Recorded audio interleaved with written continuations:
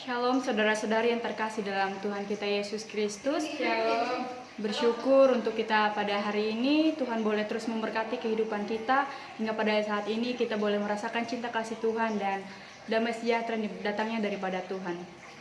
Pada kesempatan ini saya berterima kasih atas kesempatan yang diberikan kepada saya, terutama kepada dosen pembimbing saya yaitu Bapak Tri Untoro yang telah memberikan kesempatan saya untuk membawakan sharing singkat pada hari ini. Saya akan memperkenalkan diri saya. Nama saya Priscilla, saya siswa tingkat 3 semester 5. Di sini saya akan men-sharingkan kebenaran firman Tuhan yang terambil dalam Ibrani pasal 11 ayat 1 sampai ayat yang ketiga tentang saksi-saksi iman. Demikian firman Tuhan. Iman adalah dasar dari segala sesuatu yang kita harapkan dan bukti dari segala sesuatu yang tidak kita lihat. Sebab oleh imanlah telah diberikan kesaksian kepada nenek moyang kita. Karena iman kita mengerti bahwa alam semesta telah dijadikan oleh firman Allah, sehingga apa yang kita lihat telah terjadi dari apa yang tidak dapat kita lihat. Saudara-saudari yang terkasih dalam Tuhan kita Yesus Kristus, saya memberi tema di sini firman Tuhan yang datang pada kita pada hari ini, yaitu iman. Yang mana iman itu sendiri dalam bahasa Yunani kita bisa menyebutkan yaitu pistis. Di sini saya akan membacakan Ibrani pasal 11 ayat 1 dalam bahasa Yunani. Demikian firman Tuhan. Estin de pistis elmi domenon upos toisis prane aton elekon au blepomenon. Saudara-saudara yang terkasih dalam Tuhan Yesus Kristus, sebelum kita melanjutkan lebih jauh, kita perlu mengerti apa itu iman. Iman secara alkitabiah kita bisa melihat di Ibrani pasal 1, pasal 11 ayat 1, yaitu piste. Kata yang dipakai di sini yaitu piste. Iman yang dimaksudkan di sini adalah iman yang menjadi dasar dari segala sesuatu yang kita harapkan, yang sebenarnya itu bisa menjadi bukti dari apa yang tidak kita lihat.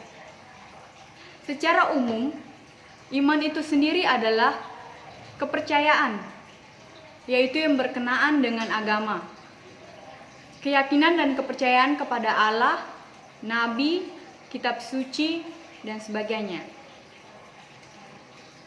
Iman merupakan keyakinan dalam hati kita pribadi, yaitu dengan mempercayai dan meyakini dengan sepenuh hati adanya alam semesta dan segala isinya yang diciptakan oleh Tuhan itu sendiri. Secara sederhana, kita dapat mengerti iman adalah apa yang ingin kita harapkan dan apa yang ingin kita dapatkan. Sejarah mencatat bahwa sejak dahulu dari kehidupan Adam dan Hawa sampai sekarang, tidak bisa kita pungkiri bahwa misteri yang manusia hadapi adalah hal ketidakpastian. Ketidakpastian yang dimaksudkan di sini adalah ketidakpastian akan masa depan yang akan kita hadapi. Seringkali karena kegelisahan manusia berusaha menerka-nerka atau menebak-nebak dan bertanya kepada seperti orang pintar dengan maksud dan tujuan bahwa mereka dapat meramalkan kehidupan masa depan mereka. Mereka cenderung tidak sabar ingin mengetahui hal yang terjadi dalam kehidupan mereka yang akan datang. Saudara-saudara yang terkasih dalam Tuhan Yesus Kristus, perlu kita sadari, tindakan dan tingkah laku yang demikian yang kita lakukan adalah perilaku orang yang tidak memiliki pengharapan dan iman dalam dirinya. Banyak juga dari orang sekarang melihat bahwa ramalan-ramalan melalui bintang di langit atau bulan kelahiran, hari kelahiran, tahun kelahiran, itu dapat memprediksi apa yang akan terjadi di kehidupan yang akan datang. Manusia cenderung tidak menaruh harapannya kepada Tuhan dan mempercayakan kehidupannya kepada Tuhan. Hal kedua yang harus kita ketahui di sini yaitu Dari mana sebenarnya iman itu timbul? Kita bisa membaca di Roma pasal 10 ayat 17. Firman Tuhan di sini mengatakan bahwa iman timbul dari pendengaran dan pendengaran oleh firman Kristus. Kata dasarnya adalah dengar. Kita perlu tahu bahwa pendengaran yang dimaksudkan di Roma pasal 10 ayat 17 di sini memiliki kata dasar yaitu dengar.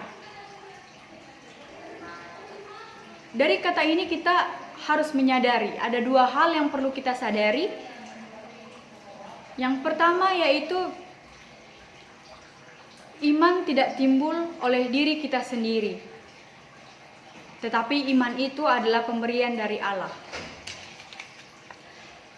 Kata dengar itu sendiri atau pendengaran itu sendiri dalam bahasa Yunani yaitu ekprosen atau ekoen.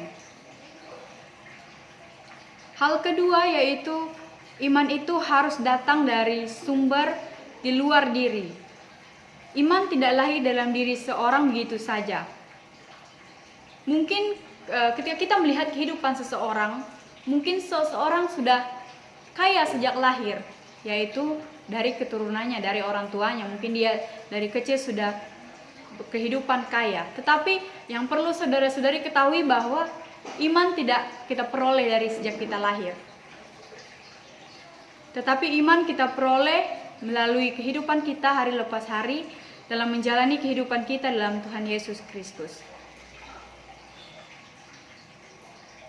Kita harus sadar bahwa seluruh anggota tubuh kita akan dipakai Allah untuk menyatakan kebenarannya. Salah satunya yaitu telinga kita. Allah memakai telinga kita untuk menjadikan kita orang yang mendengarkan firman-Nya. Kita harus menyadari bahwa tidak menutup kemungkinan bahwa pendengaran kita adalah organ terpenting untuk kita dapat meningkatkan pertumbuhan iman dan pengharapan kita. Kita harus sadar bahwa iman kita itu mulai timbul ketika kita membuka diri kita untuk menerima kebenaran firman Tuhan dalam hidup kita.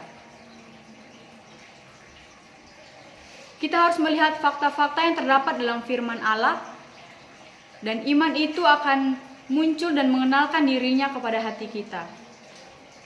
Tanpa pengenalan firman Tuhan, tidak mungkin kita memperoleh iman yang sejati. Iman memerlukan lebih dari sekedar pengetahuan intelektual. Tapi iman lebih dari sekedar hanya pengetahuan saja. Hal yang terpenting di sini adalah hati kita harus benar-benar mendengar ucapan dari Kristus itu sendiri. Hal ketiga yang harus kita pelajari di sini yaitu mengapa iman itu penting. Kita harus tahu untuk apa kita beriman dan kenapa iman itu penting. Kita bisa melihat di Ibrani pasal 11 ayat yang ke-6, firman Tuhan mengatakan, "Tetapi tanpa iman tidak mungkin orang berkenan kepada Allah, sebab barang siapa berpaling kepada Allah, ia harus percaya bahwa Allah ada dan bahwa Allah memberi upah kepada orang yang sungguh-sungguh mencari Dia." Apa yang harus kita miliki agar bisa menyenangkan hati Allah? Tanpa iman, orang mustahil menyenangkan Dia. Kata Rasul Paulus, perhatikan bahwa Paulus tidak mengatakan bahwa kita sulit menyenangkan hati Allah tanpa iman. Namun dia mengatakan bahwa kita mustahil melakukannya tanpa iman. Jadi Rasul Paulus memberitahu kita bahwa memiliki iman adalah syarat mutlak untuk dapat menyenangkan hati Allah. Kita harus tahu iman seperti apa yang menyenangkan Allah. Iman kita kepada Allah harus mencakup dua hal. Yang pertama, kita harus percaya bahwa Allah benar-benar ada. Yang kedua, kita harus meyakini bahwa karya Allah itu besar dalam kehidupan kita. Seorang yang punya iman sejati adalah seorang yang benar-benar yakin bahwa setiap tindakan dan upayanya menyenangkan hati Allah tidak akan disia-siakan oleh Allah. Jika ada seseorang yang menganggap bahwa Allah tidak peduli, tidak murah hati, dan tidak menghargai upayanya, berarti orang tersebut tidak mengenal Allah dengan benar. Ia berjanji bahwa di masa depan, Ia akan berikan kehidupan abadi di Firdaus. Upaya yang tak ternilai yang Allah berikan adalah Dia menunjukkan kemurahannya dengan memberikan anaknya yang tunggal kepada kita manusia. Kita harus belajar dari tokoh Alkitab, yang mana banyak sekali tokoh Alkitab yang mengajarkan tentang kehidupan beriman. Kita bisa belajar dari salah satunya, yaitu Yusuf. Kita harus tahu sifat Yusuf yang menunjukkan seperti apa imannya. Yang pertama, ia adalah seorang yang penyabar, tidak pernah menaruh dendam kepada saudara-saudaranya.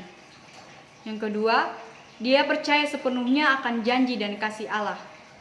Dan hal terakhir yang dimilikinya adalah dia tidak pernah menyalahkan Tuhan atas apa yang terjadi dalam kehidupannya. Saudara-saudara yang terkasih dalam Tuhan kita Yesus Kristus, tindakan yang dimiliki oleh Yusuf ini merupakan kehidupan yang mencerminkan kehidupan beriman. Kita harus tahu bahwa iman memberikan kita kepercayaan diri dan menetralkan rasa takut kita. Hal ini memampukan kita untuk terus berjuang.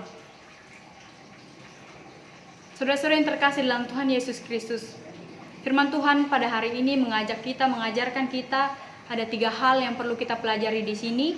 Yang pertama, iman adalah dasar untuk kita memperoleh janji Tuhan. Tanpa iman, maka janji yang Tuhan berikan tidak akan kita dapatkan. Hal yang kedua yaitu menjadi pendengar dan pelaku firman. Ketika kita mendengarkan firman Tuhan, janganlah menyimpan firman Tuhan itu dalam hati kita, tapi lakukanlah itu dalam kehidupan kita. Dan hal terakhir yang menjadi pelajaran bagi kita, iman adalah bukti bahwa kita mengandalkan Tuhan. Ketika kita memiliki iman, artinya kita memberikan hidup kita sepenuhnya kepada Tuhan dan menaruh pengharapan kita kepada Tuhan. Demikian firman Tuhan pada hari ini. Kiranya firman Tuhan boleh tertanam dalam kehidupan kita hari lepas hari. Shalom. Amin.